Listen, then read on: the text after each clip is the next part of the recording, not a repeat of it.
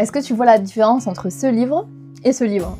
La différence se trouve dans la structure, et notamment dans les nerfs. Dans ma vidéo, je t'avais présenté la couture sur nerfs, c'était le fait de coudre sur des cordes, et que ces cordes se voyaient en fait au dos et allaient former les nerfs. Pendant des siècles, on utilisait cette technique. Elle permettait de vraiment venir solidifier les ouvrages, car le bloc de texte et la couverture étaient du coup reliés grâce à ces cordes, donc ils faisaient vraiment partie essentielle de la structure. Puis au 19e siècle, il y a l'industrialisation. Il y a des besoins différents. On veut produire des milliers d'ouvrages.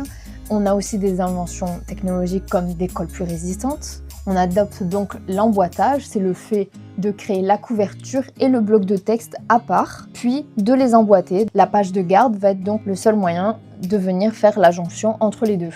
Mais on a quand même ce besoin esthétique de vouloir voir les nerfs, donc on va créer des faux nerfs. Donc ce système de nerfs n'est plus du tout structurel. Il y a des avantages, donc on a beaucoup plus de livres qui sont beaucoup moins coûteux, donc beaucoup plus accessibles, mais ils sont également moins résistants au temps, moins solides. Personnellement, pour mes grimoires, j'ai choisi de pratiquer la technique beaucoup plus ancienne, même si elle me prend beaucoup plus de temps. Mais c'est vraiment pour être aligné avec mes valeurs, pour que mes grimoires durent dans le temps. J'aimerais vraiment qu'il y ait ce côté transmission.